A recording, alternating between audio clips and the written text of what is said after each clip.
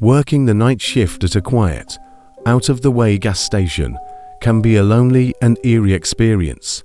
I never believed in ghosts or supernatural phenomena, but during one long, desolate night, I encountered something that would change my perspective forever. This is the chilling story of my night shift at that remote gas station. It was a chilly autumn night when I clocked in for my shift at the gas station, situated miles away from the nearest town. The station was a relic of the past, a throwback to a time when people didn't mind driving 4 miles without seeing another soul. I often worked the graveyard shift, which meant long hours of solitude, only occasionally interrupted by the soft hum of a passing vehicle. As I settled into the dimly lit store, I couldn't help but feel the isolation weighing on me. The only light came from the overhead fluorescent bulbs, casting long, eerie shadows that danced along the aisles. The sound of the wind howling outside only added to the eerie atmosphere. The hours ticked by, and the only customers I had seen were a few weary truckers and lost travelers. I was just about to start another round of restocking the shelves when I heard the chime of the doorbell. A tall figure entered, his face hidden beneath the hood of his worn-out jacket. He approached the counter, and I couldn't help but notice his hands trembling as he reached for a pack of cigarettes. His voice quivered as he asked for them, and I couldn't shake the feeling that something was off about him. As I handed in the cigarettes, I noticed a strange, pungent odor coming from him. It was a mix of dirt and something else, something I couldn't quite place. I felt an uneasy knot form in my stomach as he left, quickly disappearing into the night. Time passed slowly, and the gas station remained quiet, with no more customers in sight. I began to wonder if that strange customer was the extent of my excitement for the night. Just as I started to relax, the old landline phone on the counter began to ring. The shrill sound cut through the stillness like a knife. I picked up the receiver, and a cold shiver ran down my spine as I heard nothing but heavy breathing on the other end. I asked who was there, but there was no response, just the unsettling sound of someone breathing. I slammed the phone down, my heart pounding, and I couldn't help but wonder if the hooded man had anything to do with it. As I continued to tend to the few customers who stopped by, I couldn't shake the feeling that I was being watched. The gas station's surveillance cameras only offered grainy, black and white images, and the feeling of being in that dimly lit room, vulnerable and exposed, began to weigh on me. Then, something truly bizarre happened. A car pulled into the gas station, and the driver's side door opened. But when I stepped outside to see who it was, there was no one there. The car sat, engine running, the headlights piercing the darkness, but the driver had vanished. I quickly approached the car, opened the door, and found the keys still in the ignition. Panic began to set in. I scanned the area, looking for any signs of the driver.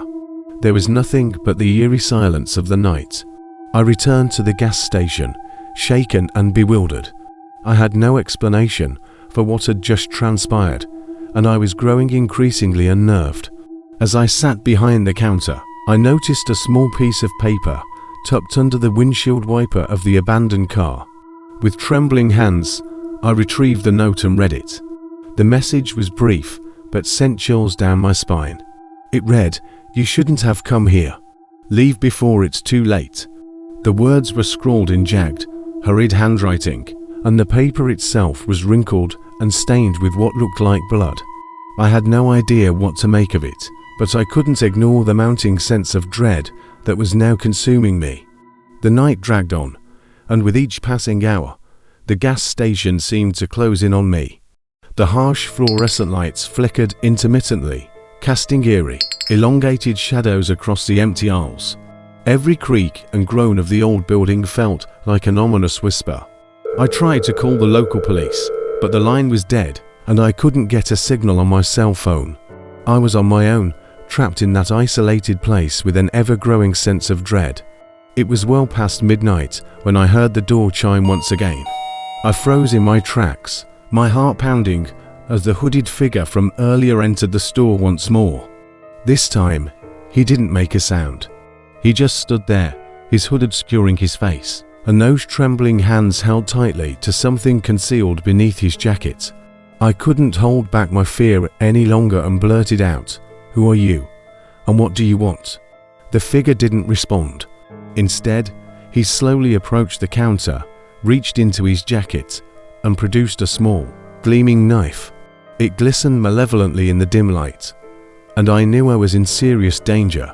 With my heart pounding in my chest, I took a step back, my eyes never leaving the glinting blade in the stranger's hand. Panic and adrenaline surged through my veins, and I knew I had to act fast. I grabbed the nearest object I could find, a heavy flashlight, and hurled it at the hooded figure. The flashlight struck him square in the chest, and he staggered backward, dropping the knife. I seized the opportunity and bolted for the gas station's front door, flinging it open and sprinting into the darkness. I ran as fast as my legs could carry me, desperate to put as much distance between myself and the gas station as possible. The cold night air burned in my lungs as I pushed myself to keep going. I had no idea where I was headed, but I couldn't go back to that isolated, nightmarish place. Behind me, I could hear the pounding of footsteps, and I dared a glance over my shoulder. The hooded figure was in pursuit, his hood now fallen back to reveal a face contorted with anger and madness. There was no mistaking it. He intended to catch me. I ran until my legs ached and my chest burned, the gas station disappearing into the distance behind me. The stranger's footsteps grew fainter, and I realized I had lost him. Gasping for breath, I stumbled into the nearest town and frantically told the police what had happened. They arrived at the gas station, but there was no sign of the hooded figure or the abandoned car. The note I had found was gone, and the station appeared exactly as it had when I fled.